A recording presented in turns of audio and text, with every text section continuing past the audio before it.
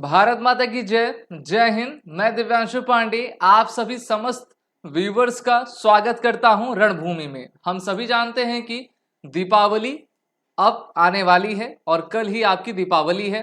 और अब इस दीपावली में भारत के लिए सबसे अच्छी खबरें आना शुरू हो चुकी हैं। जी हाँ, इससे पहले भी मैंने कई वीडियो के माध्यम से आपको जानकारियां दी थी और आज मैं आपको ये बताना जा रहा हूं कि ताइवान ने अब भारत के साथ ये कह दिया है कि भारत के 1 लाख से अधिक वर्कर्स को हम अपने देश में लेंगे, जिससे कि वो अपने अलग अलग सेक्टर्स में भारतीय कामगारों को लेकर अपने देश की जीडीपी को आपकी बेहतर कर पाएंगे।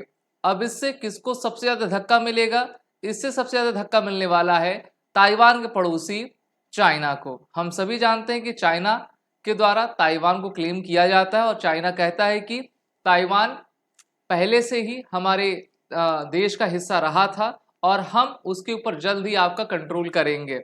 और ताइवान का जैसा रिलेशन आपका चल रहा है चाइना के साथ, उसको देखकर ये लगता है कि अब किसी भी आपके समय में कुछ भी बड़ा आपका अकर हो सकता है। और सभी देश चाहते हैं कि इस टाइम पीरियड में वो अपने इकोनॉमी को आपका बढ़ा सके। इसलिए ताइवान ने अब किससे हाथ मिला लिया है? भारत से।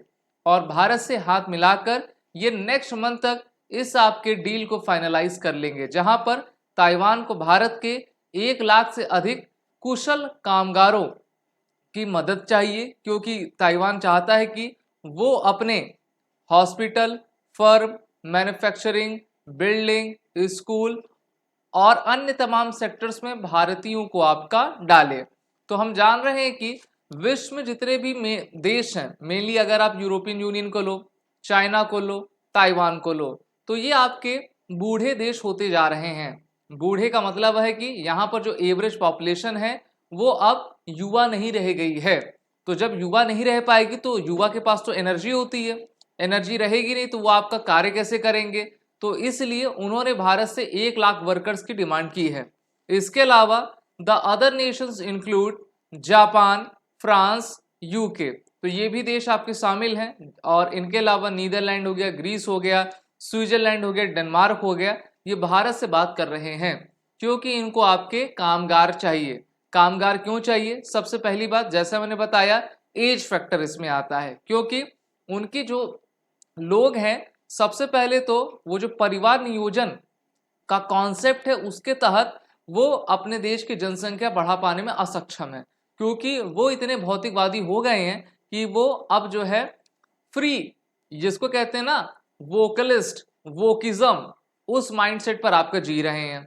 दूसरा, भारत का अगर आप परिदृश्य देखोगे तो हम फैमिली ओरिएंटेड नेशन हैं, यानी कि हमारी जो इकाई है उसकी पूरी शक्ति परिवार में निहित करती है। और हम ही पूरे विश्व के एक ऐसे देश हैं जो कि परिवार को एक साथ लेकर आपका चलते हैं और वसुधैव कुटुंबकम के साथ जो है इस भावना को प्रदर्शित करते हुए अपनी नींव रखा करते हैं। तो चाहे इजराइल हो या फिर अदर कंट्रीज हो, वो सभी भारत के इस आपके सर्विस को चाहते हैं। अब देखो, भारत सबसे ज्यादा अपने एजुकेशन सेक्टर में वर्क करता है और हम चाहते हैं कि जो हमारे यहाँ के लोग हैं वो सबसे ज्यादा आपके कुशल हों। और इस कुशलता का सदुपयोग करने के लिए अब सभी ने किसको चुना है? भारत को चुना हुआ है। और हम जानते हैं कि जो ताइवान है वो एक प्रकार से 2025 तक सुपर एज सोसाइटी आपका बन जाएगा और इसीलिए उनको भारत की रिक्वायरमेंट है। अगर हम ताइवान को देखें तो ताइवान आपके आर्टिफिशियल इंटेलिजेंस में सबसे बेहतरीन देश है और रेमिटेंसेस भी ये काफ़ी ज़्यादा प्रोवाइड किया करता है। वहीं पर ताइवान की एक कंपनी है जिसका नाम है TSMC, तो ये ताइवान की सेमीकंडक्टर मैन्युफैक्चरिंग कंपनी है जो कि वर्ल्ड के आधे से ज़्यादा सेमीकंडक्टर चिप्स को आपका मैन्युफैक्चर करती है और एक प्रकार से पूरे विश्व में सेमीकंडक्टर में इसकी मोनोपोली है। ताइवान की टेक्नोलॉजी काफ़ी बेहतरीन कही जाती है और ये चाइना, अमेरिका जैसे देशों को आपका एक तरीके से कंपटीशन देती है। तो अब अगर ताइवान हमको बुला रहा है तो ये भारत के लिए अच्छी बात है, जिससे कि ग्लोबल परिदृश्य में भारत आपका मजबूत होता जा रहा है। सिर्फ ताइवान नहीं, अभी देखिए न्यूज़ आई थी 2 दिन पहले ही कि इजराइल के वाइस प्रेसिडेंट ने ये कहा है कि अब हम जो है भारत के कामगारों को बुलाएंगे और लगभग 50,000 से लेकर 1 लाख तक भारतीयों को हम इजराइल में जो है नौकरी देंगे।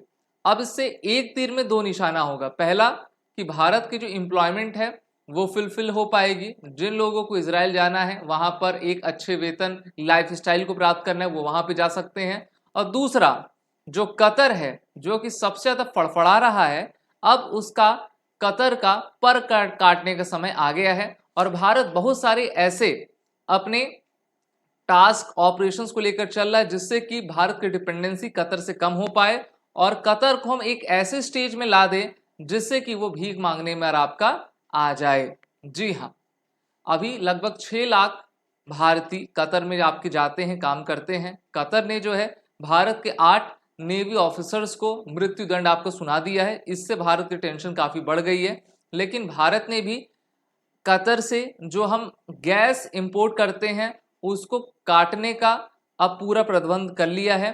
भारत अब अपनी गैस जो है मेनली वेनेजुएला से खरीदेगा, क्योंकि वेनेजुएला से अमेरिका ने प्रतिबंध हटा लिया है। दूसरा, रशिया से तो हम ले ही रहे हैं, सऊदी से लेते ही हैं, और अफ्रीका का एक कंट्री है मोजाम्बिक, आपने नाम सुना होगा। वहां पर हमारे ऑयल नेचुरल गैस ओएनजीसी के द्वारा जो है एक साइट एक्सप्लोर किया गया जहां पर उन्होंने आपका क्रूड ऑयल्स और मेनली गैस पाइपलाइन आपकी खोजी है। तो वहां से भी भारत को आपका गैस पाइपलाइन मिलेगा। यूएई से हमारे संबंध पहले से ही काफी अच्छे हैं और अब इजराइल और ताइवान ने ये डिक्लेयर कर दिया है कि भारत के कामगारों को हमको जरूरत है। तो 1 लाख अगर ताइवान चले जाएंगे, 1 लाख हमारे इजराइल चले जाएंगे, तो दोनों देशों के बीच जो डिप्लोमेटिक रिलेशन है वो काफी आपका मजबूत होगा। और यही मजबूती भारत को चाहिए, क्योंकि भारत को विश्व गुरु आपका बनना है और भारत को विश्व गुरु बनने से कोई भी देश नहीं रोक सकता है, क्योंकि भारत उस पथ पर अग्रसर है जहां पर भारत पीछे मुड़कर कभी नहीं देखेगा और भारत अपने दुश्मनों को सबक सिखा के रहेगा।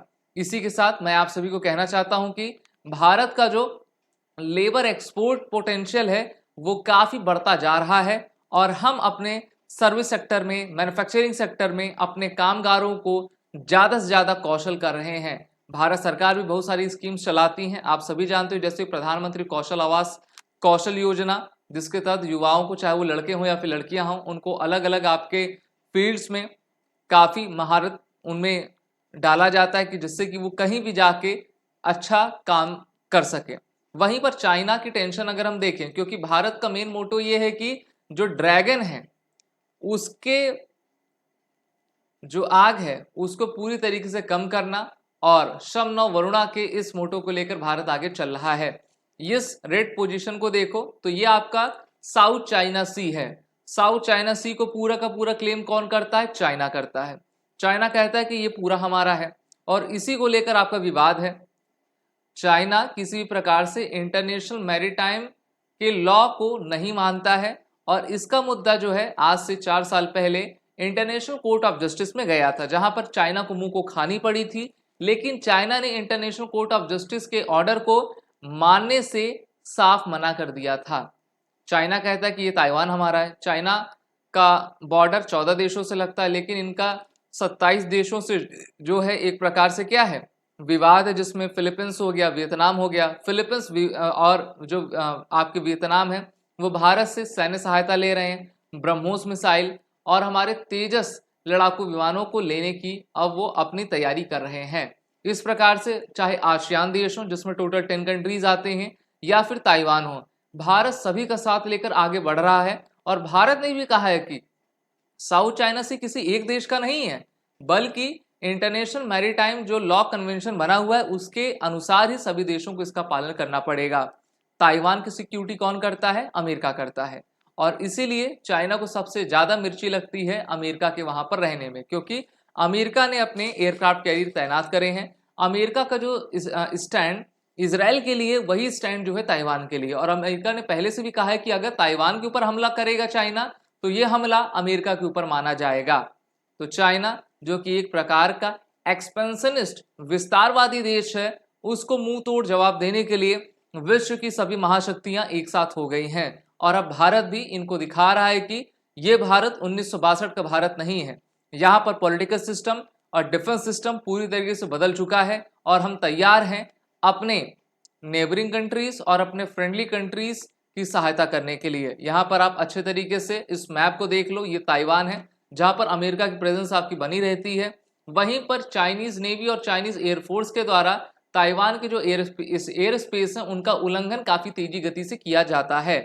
लेकिन ताइवान भी अपने डिफेंस बजट को काफी बढ़ाता जा रहा है और ताइवान को सपोर्ट कौन देता है? अमेरिका आपका देता है। अभी आपको याद होगा 2020 मई 15 मई की घटना थी जहां पर 15 मई की रात को जो है चाइना और भारत के जवानों के बीच मुठभेड़ हो गया था। भारत वहां पर अपनी चौकी बना रहा था, चाइना वहां पर आता है और एक ऐसा इलाका जो कि दोनों देशों के बीच आपका डिस्प्यूटेड है, वहां पर आकर चाइना जो है अपने सैनिकों के साथ, चाइनीज आर्मी अपने सैनिकों के साथ हमारे ऊपर पत्थरबाजी करती है और उसमें हमारे 19 जवान और एक हमारे कर्नल मारे जाते हैं। उसके बाद भारत भी काफी कड़ी कार्रवाई करता है और वो दिन एक प्रकार से कयामत की रात रहती है और भारत भी 50 से अधिक चाइनीज ऑफिसर्स और जवानों को मौत के घाट उतार देता है। तो भारत किसी से पीछे नहीं है, चाहे एलओसी का इलाका हो या फिर हमारा अरुणाचल प्रदेश हो, वहां पर भारत पूरी तरीके से सक्षम है चाइना को मुंह तोड़ जवाब देने के लिए और चाइना ताइवान और इजराइल की जरूर मदद करेगा। और भारत ने आश्वासन दिया है उन सभी देशों को कि देखिए भारत एक सुपर पावर बनने की राह पर है। भारत अभी अर्मेनिया को भी अपने रडार सिस्टम के साथ सपोर्ट दे रहा है और ताइवान और इजराइल को भी अपने वर्कर के साथ सपोर्ट देगा, जिससे कि भारत की ताकत जो है ग्लोबल एरिना में काफी बढ़ेगी और भारत एक शक्तिशाली देश, महादेश साबित होगा। आप सभी को रणभूमि की पूरी टीम की तरफ से दीपावली की हार्दिक शुभकामनाएं। जय हिंद, भारत माता की जय।